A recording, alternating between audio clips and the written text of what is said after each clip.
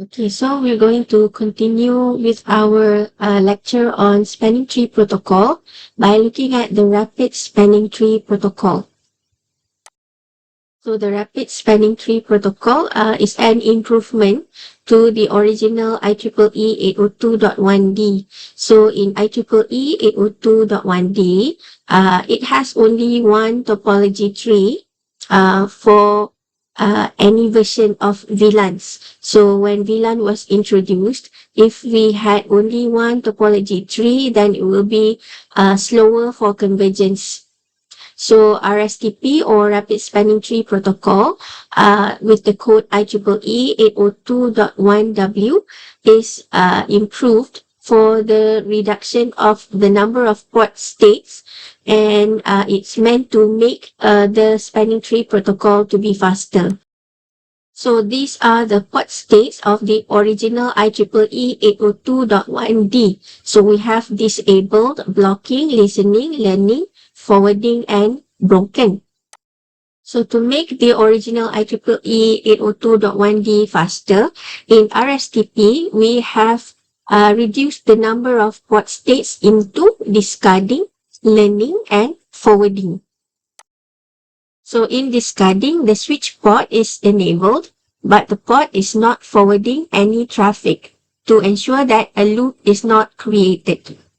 And then we transition to learning, where the switch port modifies the MAC address table and the switch still does not forward any other network traffic besides bridge protocol data units. Finally, it transitions into forwarding, where the switch port forwards all network traffic and also updates the MAC address table as expected. In terms of port roles, dalam Rapid Spanning Tree Protocol, we have the following port roles. Number one, root port. So this is still the same like the original 802.1d, where the root port is a network port that connects to the root bridge or an upstream switch in the spanning tree topology. So the root port should be across from the switch, which is a root bridge, or the upstream switch, which has access to the root bridge. So in a particular VLAN, there should be only one root port per VLAN. Next, we also have designated port, where a network port that receives and forwards BPDU frames to other switches are called as designated port. So they provide connectivity to downstream devices and switches. There should be only one active designated port on a particular link. So usually if one port is a root port, then the port across from it will be the designated port.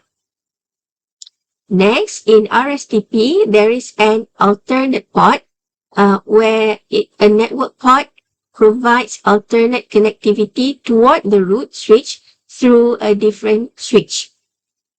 There is also a backup port. In this case, it is a network port that provides link redundancy toward the current root switch. So a backup port exists only when multiple links connect between the same switches. So basically, alternate port and backup port, kita boleh sebut dia sebagai backup lah. Okay, maksudnya port yang akan menjadi port pengganti untuk kita hantar BPDU kepada root bridge. Cuma beza dia adalah dari segi topologi. Kalau alternate port adalah backup port di dalam switch yang berbeza. Tapi kalau backup port, dia selalunya di dalam switch yang sama, cuma kalau switch itu ada dua link kepada each other, then the backup port will be another port that can be forwarding the BPDU to the root bridge, but is situated on the same switch. Next, dalam Rstp, we also have definition of ports for building the STP topology. So one is edge port, a port at the edge of the network where hosts connect to the layer 2 topology with one interface and cannot form a loop. So for example, kita ada PC. So this is a host dan dia connect kepada switch tersebut hanya menggunakan satu interface sahaja. Dia tak ada network interface yang lain. So it will not connect and form a loop in the spanning tree topology. So kita labelkan dia sebagai edge port supaya dalam rapid spanning tree protocol process dia cepat-cepat identify port yang mana yang boleh menjadi state forwarding. So kalau dia tak involve dalam proses untuk menjadikan loop, jadi kita boleh declare dia sebagai port yang boleh terus menjadi forwarding. Okay, so in this case, dia kata these ports directly correlate to ports that have the STP port fast feature enable. Kalau kita manually configure, kita boleh configure a particular port yang connect kepada PC sebagai STP port fast. So bila kita kata port itu port fast, maksudnya kita nak suruh dia terus transition kepada forwarding sebab dia bukan connect kepada switch, dia connect kepada PC. Okay, so remember that the whole point of this spanning tree protocol is to reduce the loop when we have connections or multiple connections from switch to another switch. Next, a root port. So we know that a root port is a port that has the best path cost towards the root bridge, and we know that this root port will be automatically receiving and forwarding BPDUs. Jadi kita boleh kata dia takkan jadi blocking lah. Alright, so itu antara mechanisms where we can categorize what port should be, which status should a particular port be in the spanning tree process. So kita boleh identify terus kalau root port, it will never be blocking ataupun it will never be discarding lah. Okay, dalam term Rstp dipanggil discarding. Next, kita ada point-to-point port. Is any port that connects to another Rstp switch with full duplex. So full duplex do not permit more than 2 devices on a network segment. So determining whether a link is full duplex is the fastest way to check the feasibility of being connected to a switch. So apa significance of identifying a point-to-point port? So when we quickly identify that this particular port is connected with a full duplex connection to another switch, it can immediately do a proposal and agreement process dalam rapid spanning tree and identify who should be the root port and who should be the designated port. So this speeds up the spanning tree protocol convergence. So proses ni boleh kita identify juga sebagai bidirectional handshake, right? So first, the two switches connect to each other and they verify that they are connected with a point-to-point link by checking the full duplex status, right? So since we have both send and receive in a full duplex status. So once they have the two send and receive, they identify that they are connected through a full duplex connection to another switch. Then they establish a handshake with each other to advertise a proposal. Okay, so inilah proses yang membuatkan dia cepat decide siapa jadi apa. Okay. So, cara dia hantar proposal ni adalah melalui penggunaan configuration BPDUs. Okay. And dalam BPDU tu, masing-masing setiap switch akan propose bahawa port diorang yang akan jadi designated port ataupun port diorang yang akan jadi forwarding. Alright? Okay, so bila kita masing-masing hantar BPDU dan kata diri saya should be the forwarder, they will compare with the other punya information yang dia dapat daripada configuration BPDU. Since kita dah kata dalam satu segmen, maksudnya satu link yang connect between two switches, there can only be one designated port. Jadi dia akan tengoklah information dalam configuration BPDU tu yang mana yang superior dan yang mana yang inferior. So superior di sini balik kepada switch punya ID. Alright, so we have the VLAN ID plus the MAC address, which makes the VLAN ID, and dia akan cari VLAN ID yang lower. Alright. So next, the inferior switch will recognize that it is inferior and marks its local port as the root port.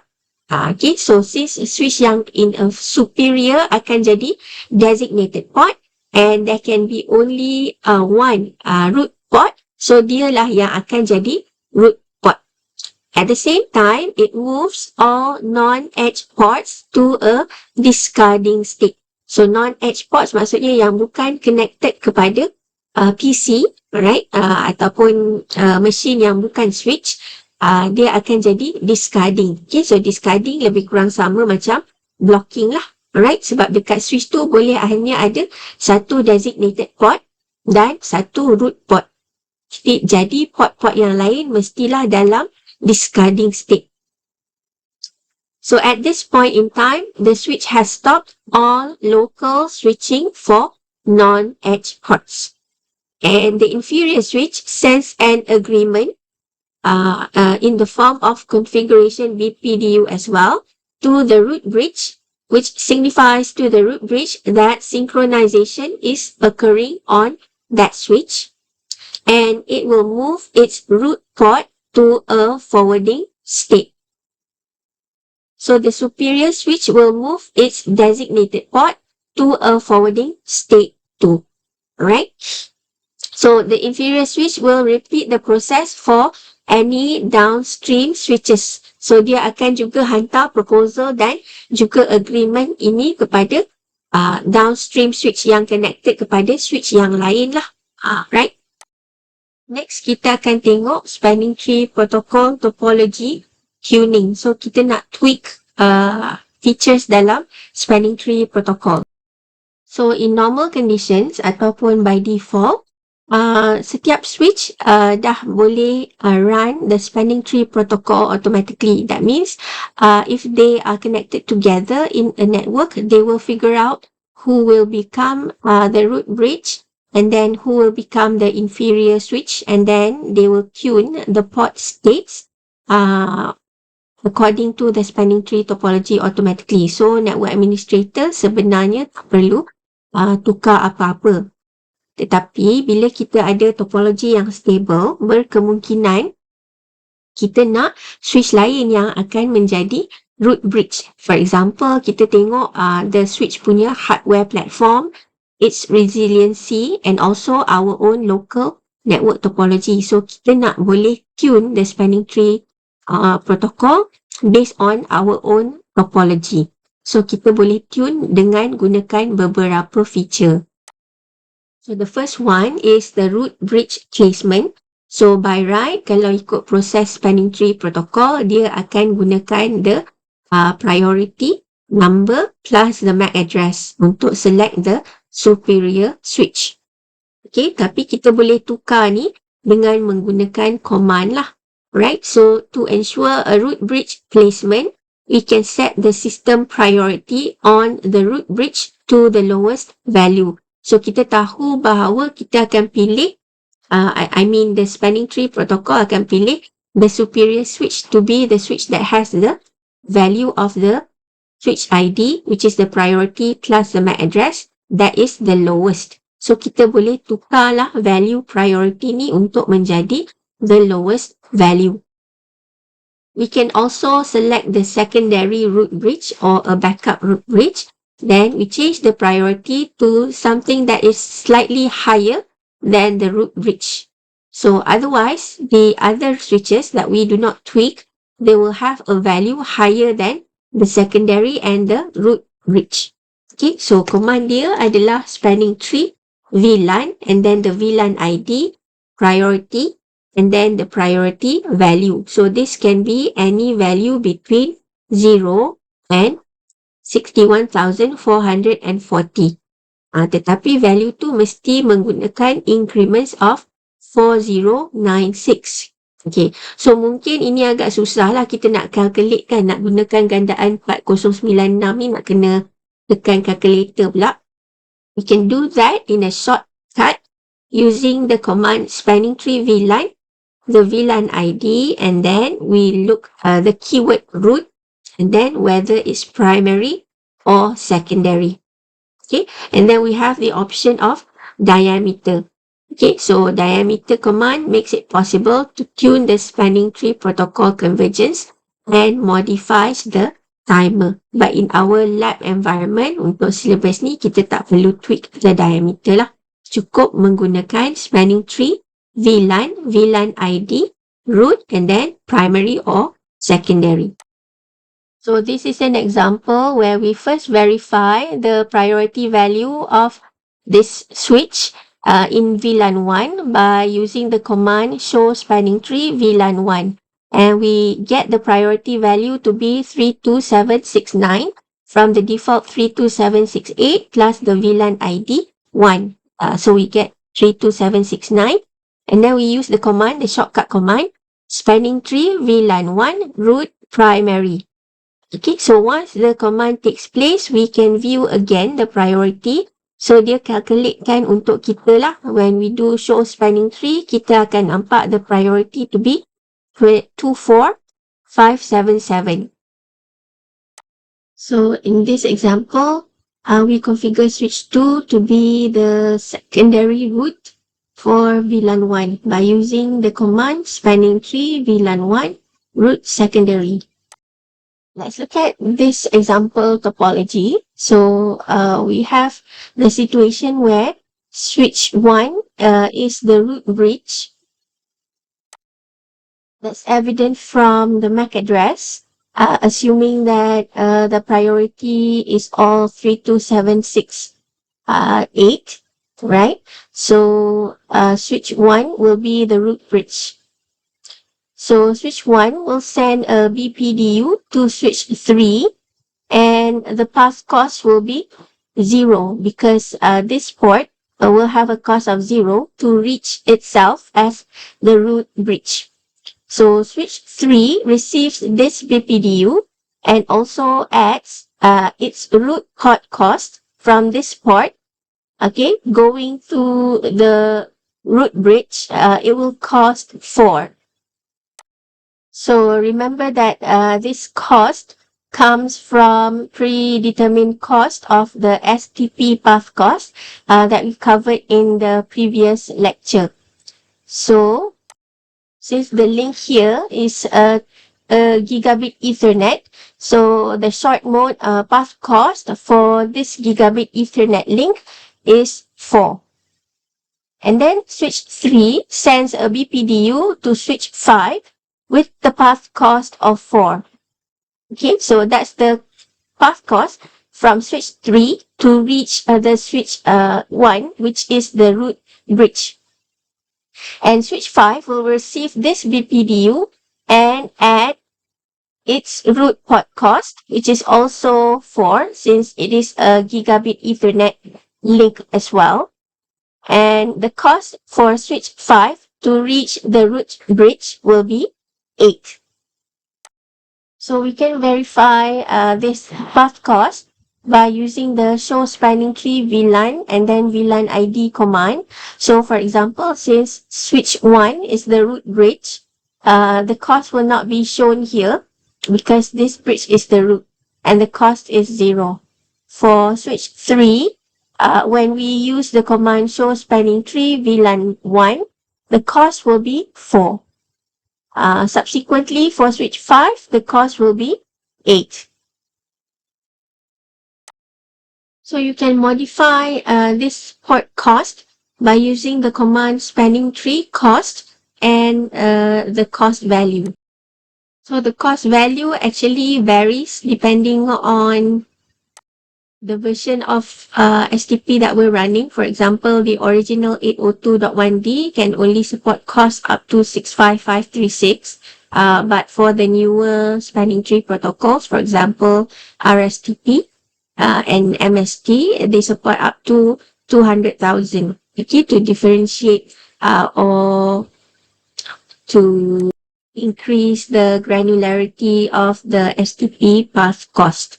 So when you modify the Rstp port cost, it will influence the forwarding path that the bridges take for reaching the root bridge. Next, we're going to look at modifying spanning tree protocol port priority. So this modification influences which port becomes the alternate port when multiple links are used between switches. So let's say we have two links connecting two switches. We can modify the default behavior by modifying the port priority. So by default, the port priority is 128. So if we look at the example topology, there are two links here connecting switch 4 and switch 5. So currently, the ports 4 and 6 are blocking,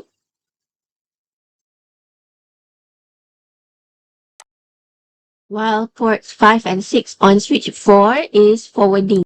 So this is an example where we modify the port priority on interface G106 at switch 4. So now the interface port priority has become 64. Okay, so after that, when we consider the alternative port for the two links, automatically the opposite switch on port G5 will become forwarding, as opposed to originally it was an alternate port. Next, let's look at additional STP protection mechanisms. So usually these are additional features that are added by vendors. For example, Cisco, they add some additional features because the original 802.1d mechanism does not have a manner or a method of protecting the STP topology. What I mean by protecting is protecting them from rogue devices, like somebody bringing in additional switch from the outside and then plugging it into the network. So this switch information, for example, its priority and MAC address, will affect the STP calculation and might modify what has been already stable topology. Okay, so Cisco and other vendors, they have added some additional feature to protect the STP topology.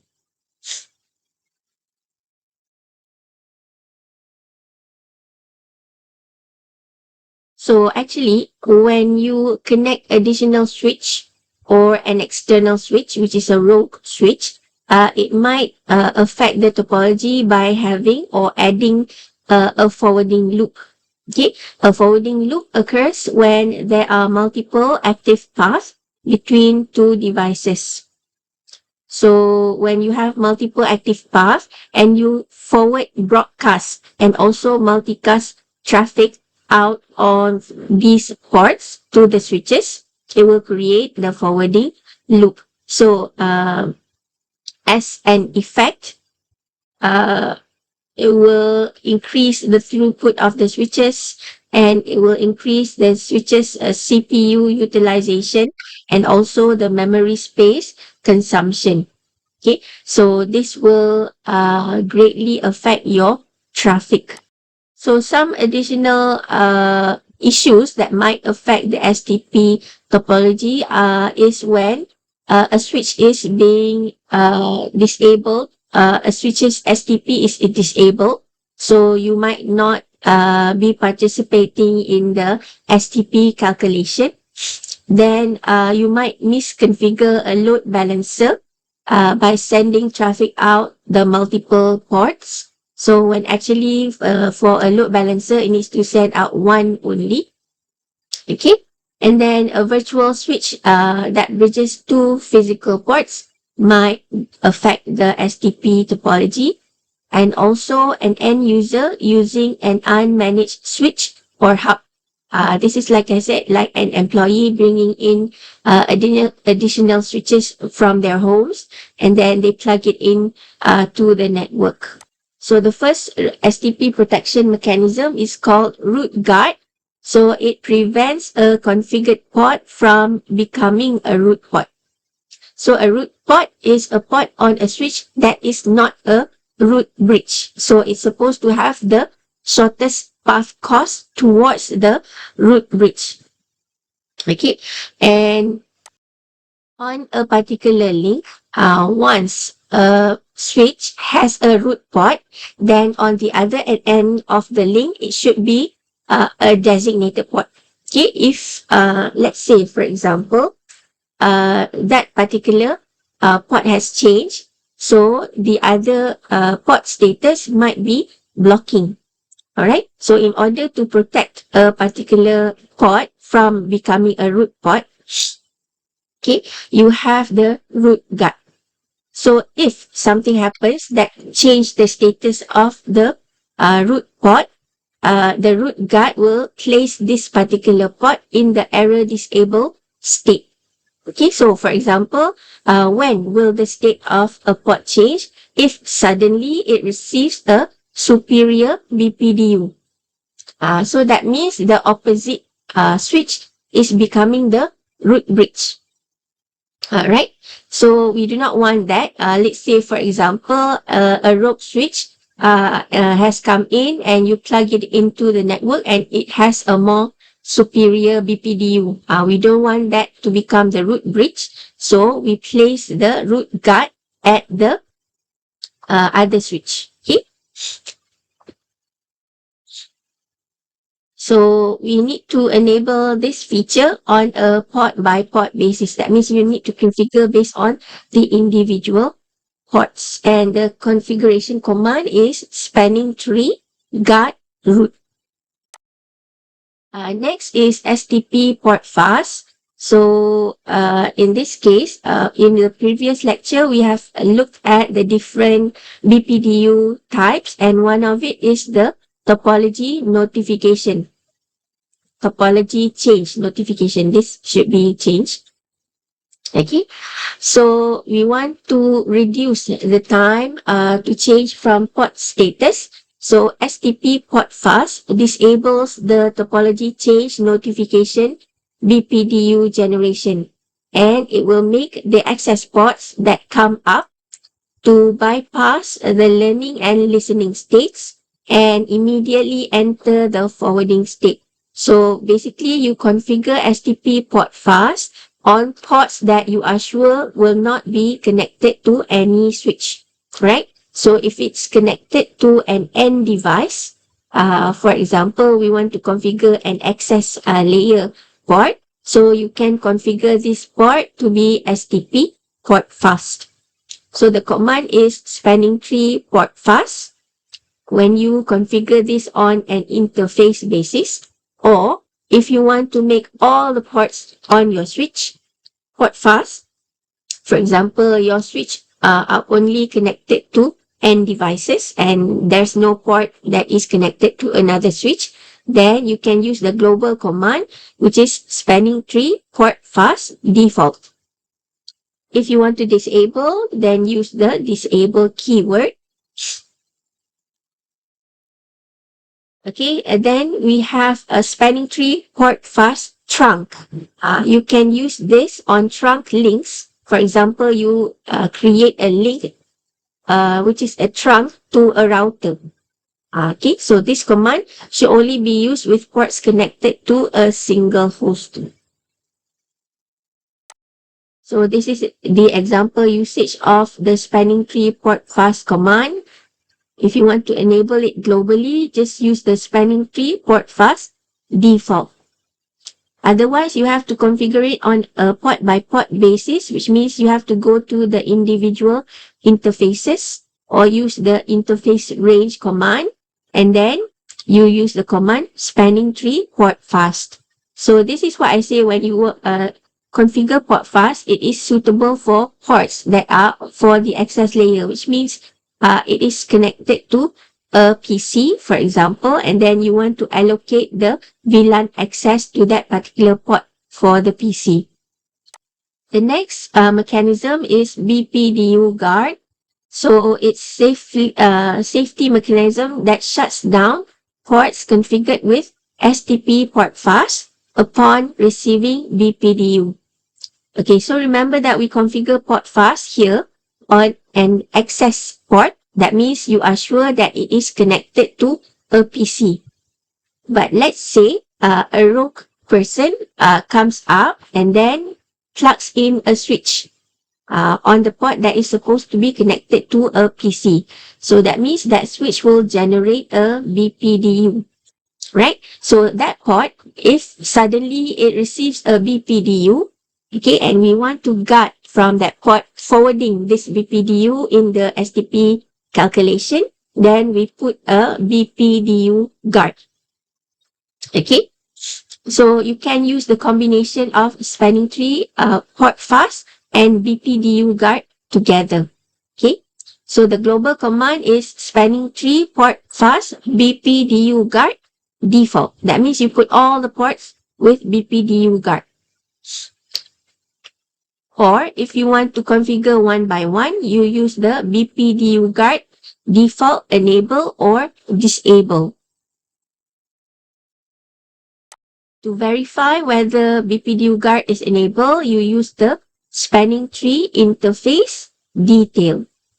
So this is an example log message when suddenly a spanning tree port fast interface receives a BPDU. So it says receive BPDU on port gigabit Ethernet 1/0/2 with BPDU guard enable. And what does it do? It disables the port. Okay, so now it becomes error disable. BPDU guard error detected on G102, putting G102 in error disable state. And the interface is changed to down. Okay, so that's what happens if suddenly a BPDU guard enable port receives a BPDU. So then what do you do when you detect from the log that there is a BPDU guard error? So that means you are able to locate where the port that was suddenly receiving BPDU, right? So the network administrator will do something that, for example, plug off the switch and it wants to recover this port again because now after plugging in a switch, the port will be shut down. All right, so you want to enable it back again. So you use the BPDU guard error recovery service. You have to manually do this so you do not, it's not automatically recovered, right? So you use the command error disable recovery cause BPDU guard. And you can set a timer, error disable recovery interval, and the time in seconds. So the default value for the error recovery is 300 seconds or 5 minutes. So using this command, you can use any value from 5 to 86,000 seconds. So remember the situation where here, when you put a port fast and then suddenly somebody might come and put in a switch or plug in a switch and the switch will generate BPDU. So an alternative way where you want to prevent a rogue switch from sending BPDU is by using BPDU filter. So BPDU filter blocks BPDUs from being transmitted out of a port. And the concept is still the same. How you want to configure is either you use a global configuration command or you want to configure it on a port by port filter. So the difference between BPDU filter and the other mechanisms is the other mechanism, when they receive BPDU, they will put the port in error disable. But for BPDU filter, it just simply means that that particular port will not process the BPDU. So it will not affect the existing STP topology. So for example, if you configure the BPDU filter on a global configuration, okay, so the port configured with this spanning tree port fast BPDU filter, it will send a series of 10 to 12 BPDUs. If the switch receives any BPDUs, it checks to identify which switch is more preferred. So the preferred switch doesn't process any BPDUs, but still passes them along to inferior switch. So the keyword here is it doesn't process. That means it's not going to take the BPDU information into the calculation to modify the existing STP topology. Okay, so a non-preferred switch processes the BPDUs that are received, but doesn't transmit any BPDUs used to superior switches. So that means it's not going to change the status of the superior switch. For example, the root bridge. Okay, so it's just going to read the BPDU, but it's not going to send back to the superior switch such that it's going to change the STP topology. So on configuration on a port by port basis, the switch does not send any BPDUs. And if the remote port has BPDU guard, that generally shuts down the port as a loop prevention. So the shutting down of the port is done on the remote switch. On the local switch, which has the BPDU filter enabled, it just simply doesn't send any BPDUs. Again, to look at this mechanism, whether it's taking place or not, you use the show spanning tree interface and then the interface ID and the keyword detail. Next, we're going to look at some mechanisms which are specifically used when we have switches that are connected together using fiber optic cables. So you see fiber optic cables here, they usually have two strands of fiber, one for transmitting and one for receiving. Okay, so unidirectional traffic flow happens when one of the strands is broken. So in this case, the BPDUs will not be able to be transmitted and cause other switches on the network to eventually time out the existing root port, because you need to have BPDU circulating the spanning tree topology in order to maintain the status of the ports. Okay, so for example here, what happens in UDLD is one of the strand is broken, but the cable itself is not considered broken. So you do not detect a topology change, but at the same time, you do not receive any BPDUs because of the broken cable. Okay, so for solving this problem, you use two mechanisms that you can use, STP loop guard, and the other one is unidirectional link detection. So STP loop guard prevents any alternative or root ports from becoming designated ports due to the loss of BPDUs on the root port. Okay, so because the UDLD link failure, you might not have BPDUs coming out of the root port.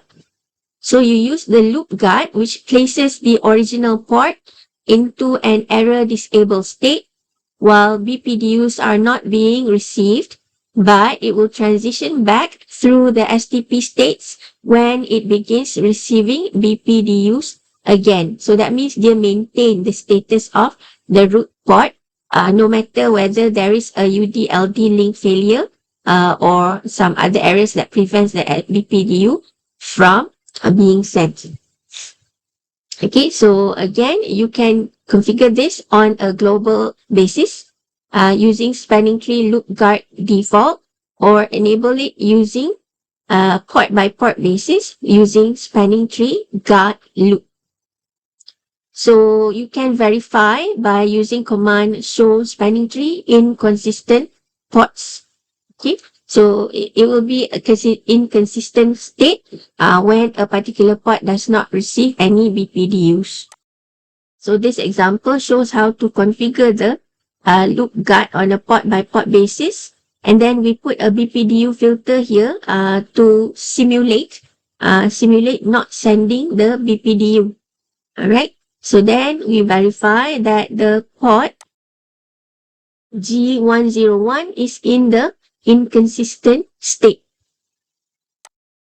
So the next mechanism we can use for this unidirectional link failure is the UDLD or unidirectional link detection. So it's basically the bidirectional monitoring of fiber optic cable. So not only we monitor the whole cable, okay, to detect auto quality change if the whole cable breaks, but we monitor both directions, the transmit and receive. So in UDLD, you can either operate in the normal mode, which means if a frame is not acknowledged, the link is considered undetermined and the port remains active. Or in the aggressive mode, if a frame is not acknowledged, the switch sends another 8 packets in 1 second interval, and if those packets are not acknowledged, the port is placed into an error state. So that means in a normal mode, you are not consistently monitoring whether a particular strand is broken or not. But in an aggressive mode, you are consistently and rigorously monitoring whether that particular strand is broken, since it sends a frame and then you wait for the acknowledgement. So after that, you send another 8 packets and you monitor whether you receive an acknowledgement. If you all keep sending frames and you do not receive the acknowledgement, that means that particular strand is broken. So you put that particular port, the whole port, in an error state. Okay, so you declare a port as error even though the whole cable is not broken, only one strand. So here are the commands for UDLD. We have the global command to enable UDLD and the additional or optional aggressive keyword. So UDLD enable means you enable the UDLD on a global configuration. So on an interface basis, you use the keyword UDLD port and the optional aggressive mode keyword.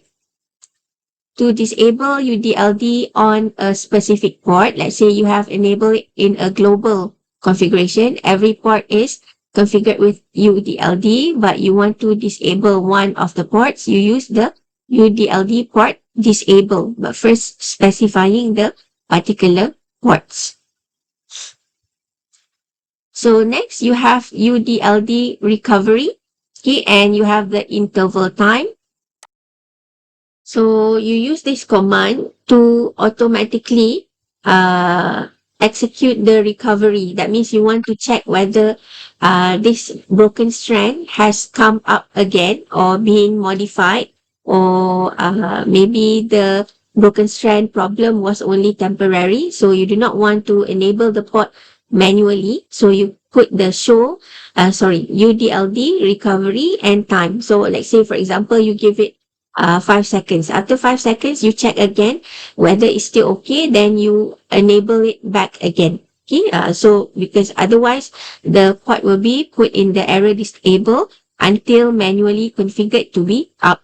Okay, then we have verify commands, show UDLD neighbors and also show UDLD interface ID.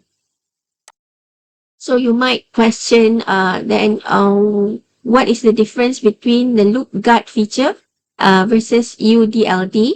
So I have put together this table, right? So for UDLD, usually the configuration or the action granularity is based on the port, because you look at the individual strand of the fiber optic cable.